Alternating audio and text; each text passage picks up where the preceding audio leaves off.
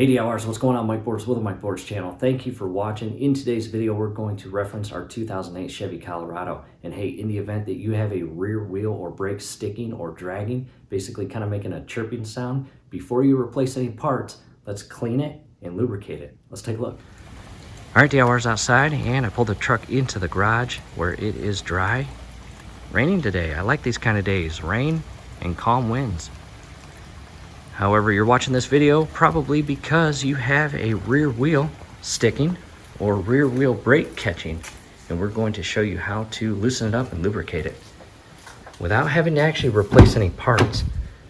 Coming inside the driver's seat, here is our parking brake lever, and just pull it a couple friendly times. Do not yank it, do not break it. Go ahead and start the engine, and right here is a brake icon on our instrument cluster, and in the event that yours is illuminated red, again, just a couple friendly pulls.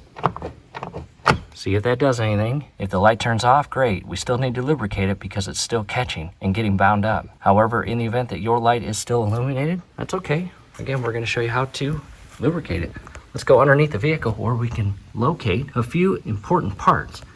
And right here is the cable that feeds all the way up to the back side of that lever. And it makes its way to this housing right here, where it is then transferred into a few separate lines.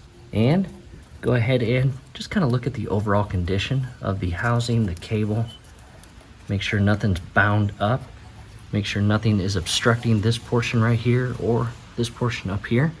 And that's where it feeds in and goes upstream. And all looks good. And it goes back into protector lines where the cables then feed all the way back to their respective wheels and brake assemblies. Taking a step back, we are going to reference our driver's side rear tire, and we are going to position the jack and jack stand. Never rely on a jack. Always insert and secure the vehicle with a jack stand. We're going to remove the tire and gain access to the inner drum and mechanical linkage of your brake drum system. I got the camera in position, and before I lift the vehicle up off the ground, I am going to loosen my lug nuts.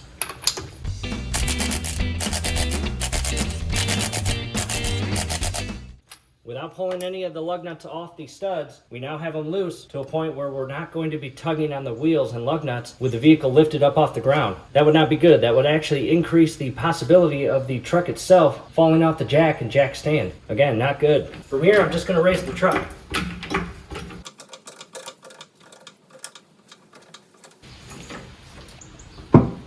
At this point, the entire truck is resting on the jack stand, and the truck itself is still off the ground to a point where I can move the tire.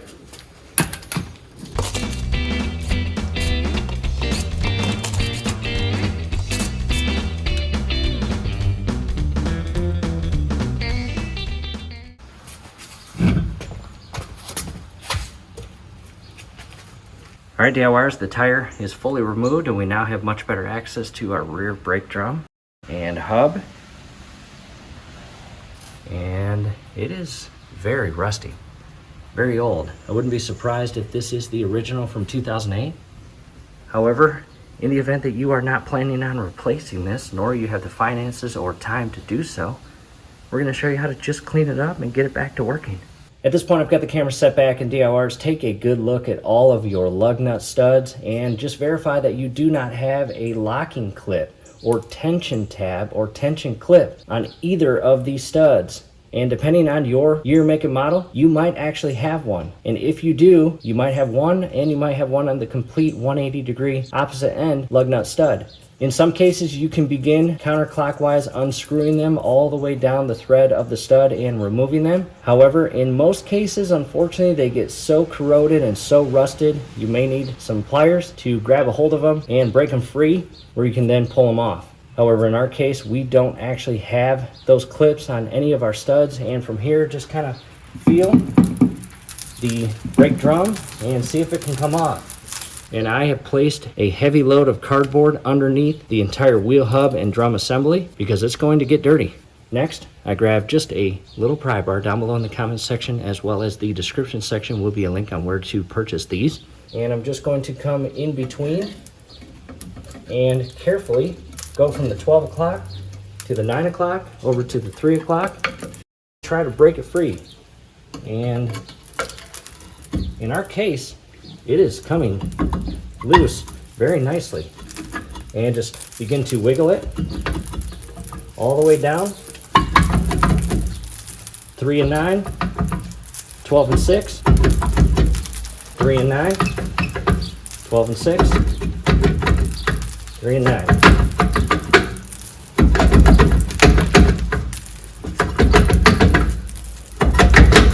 There we go.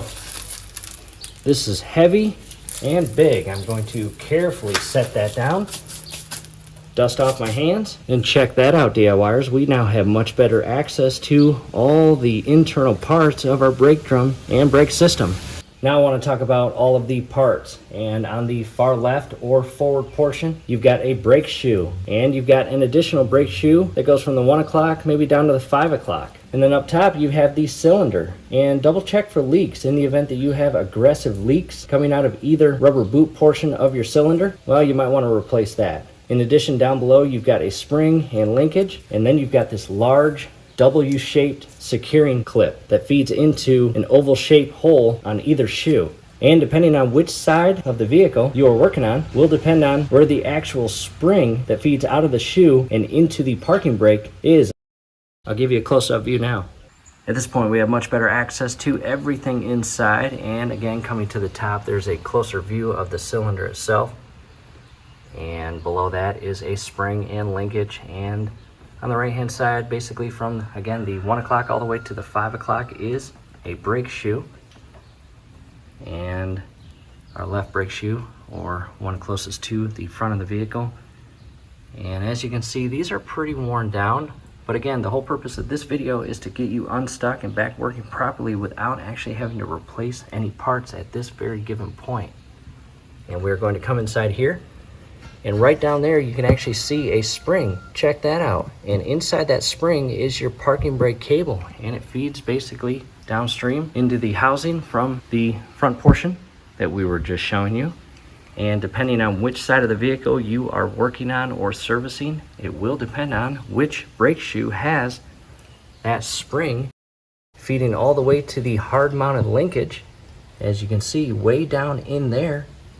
In our case, again, driver's side, and this is the brake shoe that the spring is hard mounted to, and the parking brake cable feeds into and is secured to. And we are going to grab some brake cleaner and clean everything inside this housing, and hopefully, again, break up your stuck wheel. And trying to give you kind of a good view of the internal portion. Again, in the event that I removed this brake shoe right here and pulled it out by removing this little tension W-shaped clip, I can actually pull this shoe out, and you can see the entire spring that we just showed you right there, and then the cable again feeding into it and into the hard mounted securing housing. And unfortunately, over the years it gets corroded, it gets rusted, and begins to stick and not operate and move back and forth as it is designed to do. So again, we're going to grab some brake cleaner and spray the internal parts. Got the camera set back, and also down below in the comment section as well as the description section will be a link on where to purchase brake cleaner. And this is some incredible stuff. And at this point, again, we're just going to spray the entire inner portion of the brake drum housing. And I've got a bunch of cardboard laid down on the floor, and without making a huge mess, begin spraying and cleaning all the brake dust and grime off those parts.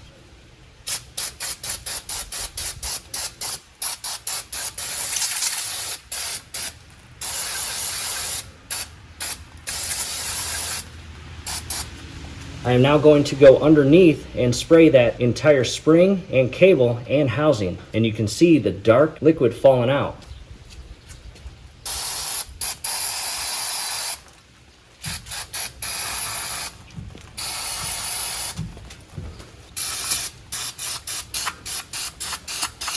And this is a good position right here to really get into that housing and break up all that corrosion that's basically not allowing that housing to move as efficiently as it is supposed to keep that parking brake free when it is not engaged.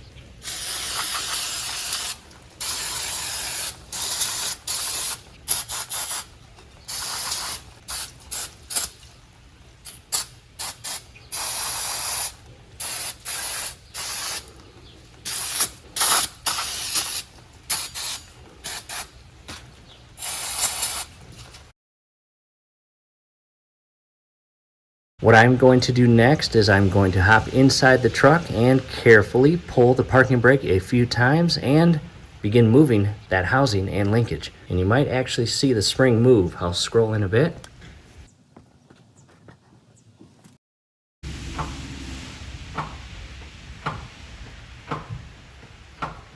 Alright, DIYers, to a different camera angle, and as you just saw, we were able to remove quite a lot of dust, rust, debris, grime, etc. from this housing. However, it's not 100% clean. You can see just some buildup on the top yellow cylinder, but that's okay. Check out that blue W-shaped locking clip or tension clip that secures the brake shoes. That's quite clean. And coming back inside where the spring was, and all the way to the inner opposite end, right inside here, that feeds all the way in there, is that housing that the brake cable itself secures into. And we sprayed it pretty good, and we moved that cable, and hopefully we were able to free up that housing and allow it to move a little easier. However, it's not brand new, but it's clean. And again, that's the whole goal of this video, to get you unstuck and back driving without replacing parts at this very given point. From here, I'm just going to maybe wait 20 to 30 minutes, allow this entire housing to clean. Grab some paper towel, clean off the brake shoes, and I might add a little bit of grease or lubricant to the inner housing and spring down below. Now to an additional camera angle, and what I'm going to do is hop inside the vehicle and press down on the brake pedal and push it all the way to the full down and engaged position, and you will see this spring move. And again, in our case, the cable goes through this spring and secures all the way back under here to the housing. And then I'm going to release the parking brake, and I may engage the parking brake a few additional times to again just get this cable moving and the spring moving, as well as the housing to move. We are trying to break up and remove as much of the dust and rust and corrosion as we possibly can.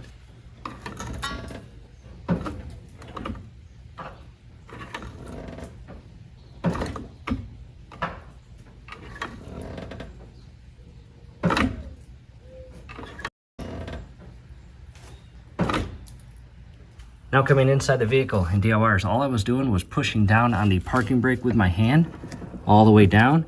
And the first couple pulls on the parking brake lever, the actual pedal itself was a bit slow to come up, and I pulled it out and it came up maybe halfway to 3/4 of the way, and I allowed the lever to push in, and then I pulled it out again and it came all the way out. But now check this out. Much better. All the way in and out. And it spring loads out very quickly and is not binding up on anything, and that tells us we have freed up that linkage and housing where the cable secures into, and that's a good thing. No more stuck brakes. Back to the wheel hub and brake housing, and I have grabbed my white lithium grease, and down below in the comment section as well as the description section will be a link on where to purchase this.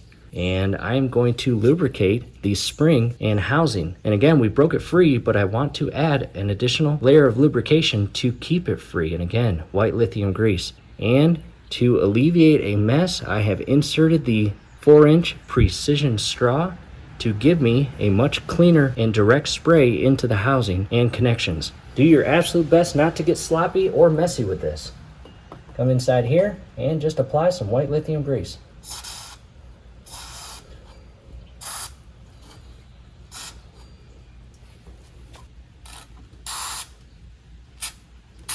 Next, grab the paper towel and just cleaning up any excess spray. Do your absolute best not to get white lithium grease on your brake shoes. That would not be good.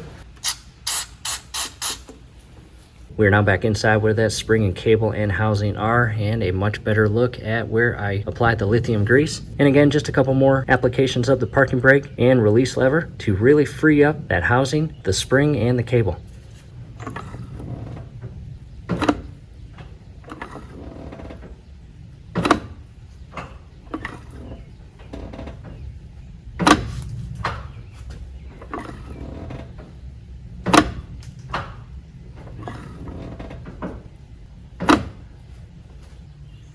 Taking a step back in DIYers, we are satisfied with this. We are going to put everything back together, hop to the opposite side, and do the exact same thing.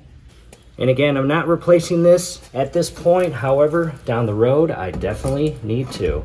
Align your studs properly and really push this brake drum onto these shoes as straight as you possibly can.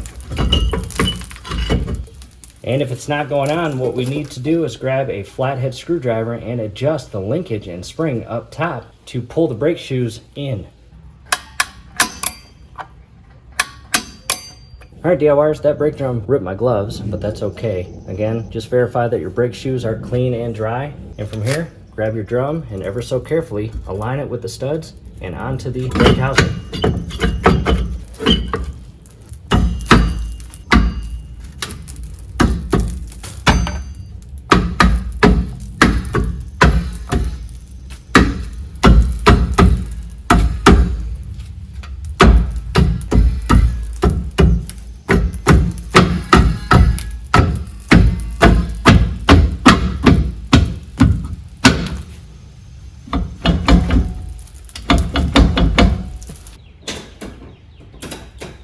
What I did next was put it in neutral because I want to be able to spin this entire hub and brake assembly, and I want to make sure that it is not catching.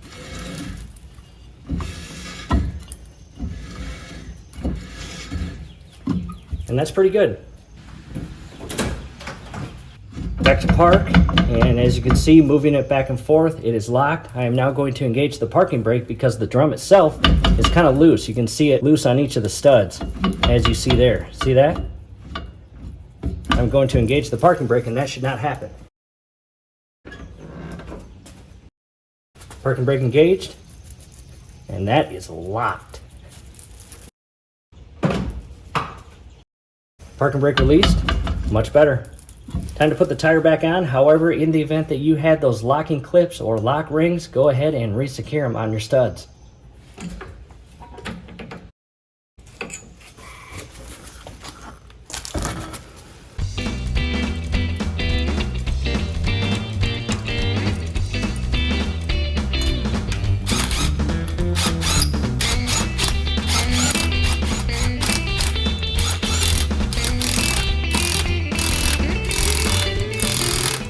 Taking a step back and the tire is re-secured. DIYers, just take a minute or two, double check everything is re-secured.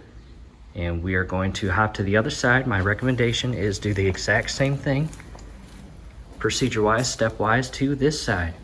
Remove as much of that rust, dust, debris, grime, corrosion, etc. from the inner housing and really clean up your parking brake system. And DIYers, we did just that, and what we'll do now is let the vehicle warm up. It stopped raining, which is kind of cool. Still calm winds, but we are going to take it for a cruise and test drive it.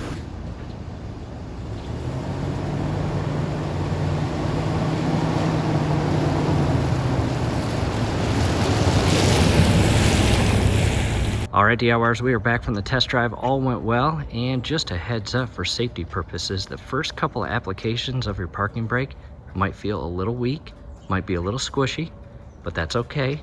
That's normal because we made some adjustments and we cleaned the entire housings and lubricated them. So carefully apply your brakes just a couple times, maybe 3-4 times before you leave the driveway, and really set those brakes before you get back on the road. And that's it. We hope this helps. Hey, do us a favor, below the video you will see that thumbs up icon. Click on that, like the video, subscribe to the channel. Definitely ring your YouTube bell. That'd be very helpful to us. We'd really appreciate it. Thanks again for watching.